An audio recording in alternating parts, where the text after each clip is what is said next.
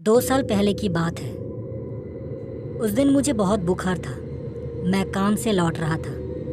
मुझे आज बिल्कुल मन नहीं था काम पे जाने का, लेकिन प्राइवेट जॉब है, एक दिन अगर ज़्यादा छुट्टी ले लिया तो बहुत कुछ सुनना पड़ेगा। रात के 11 बज रहे थे। सुनसान रास्ते पे मैं अकेला चल रहा था। मैं चल भी नहीं पा रहा था, बहुत कमज़ोर महसूस कर रहा था। किसी तरह बस स्टॉप पे आया। लास्ट बस 11:25 पे आएगा।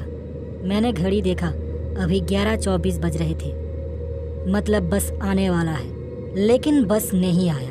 मैंने फिर से घड़ी देखा, 11:30 बज गए थे। क्या आज बस नहीं आएगा?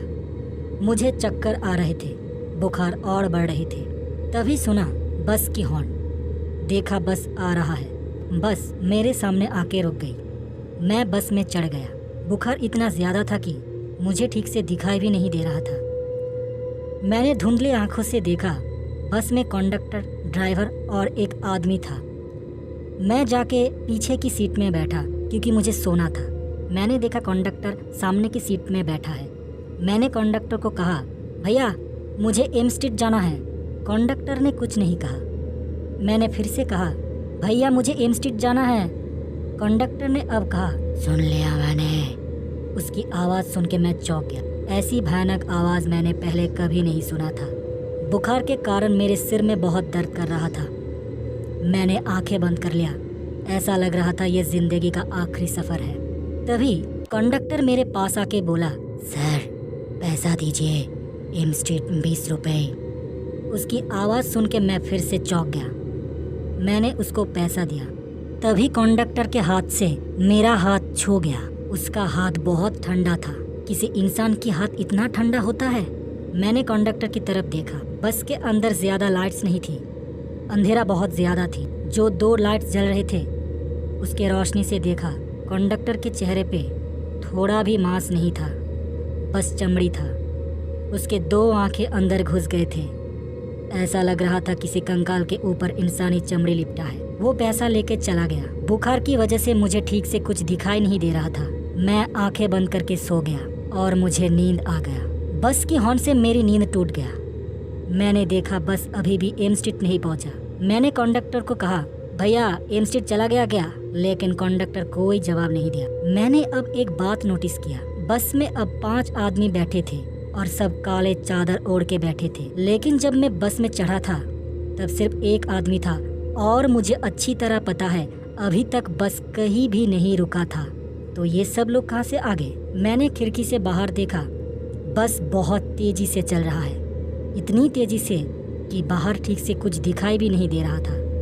मैं कंडक्टर को बोला, भैया कहाँ जा रहा है ये बस और इतनी तेजी से क्यों चल रहा है? लेकिन ऐसा लग रहा था इन लोगों को मेरी बात सुनाई नहीं दे रहा है। मुझे अब डर लगने लगा। मैं चिल्लाने लगा, बस रोको, मुझे उतरना है। ये बोलते बोलते मैं सामने कंडक्टर के पास गया। अंधेरे में उसका चेहरा मुझे दिखाई नहीं दे रहा था। मैंने कहा, क्या हुआ, कुछ बोलिए, बस रोकिए, मुझे उतरना है। लेकिन कंडक्टर खामोश था।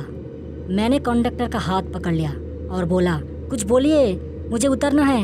लेकिन जब मैंने कंडक्टर का हाथ पकड़ा, मैंने देखा कंडक्टर का हाथ उसके शरीर से अलग हो गया है और ये एक कंकाल का हाथ था।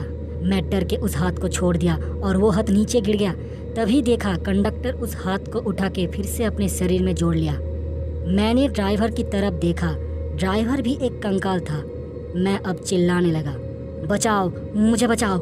मैं रोने लगा और बस में जो लोग थे सब जोर जोर से हंसने लगे। ये हंसी बहुत खतरनाक थी। ये हंसी मैं बर्दाश्त नहीं कर पा रहा था। मैंने कहा, चुप करो। और तभी वो सब मेरी तरफ बढ़ने लगे। मैंने भागने की कोशिश की, लेकिन कंडक्टर ने मुझे पकड़ लिया और ज़ोर से मेरा गला दबाने लगा। बस में जो और लोग थे वो सब मिलके मेरा गला दबाने लगा। मेरा दम बंद होने लगा, आँखों से आंसू निकल गए। ऐसा लग रहा था मौत मेरे सामने है।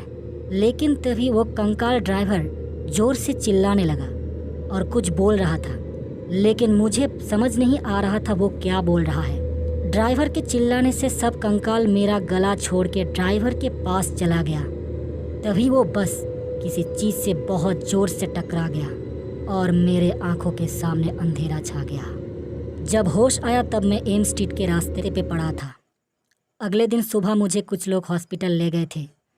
मैंने पापा को पूरी घटना बताया। पापा ने कहा, बुखार की वजह से तुमने बुरा सपना देखा है। लेकिन क्या वो सच में सपना था? क्योंकि मेरे गले में अभी भी उस कंडक्टर के हाथों से बना खरोच था।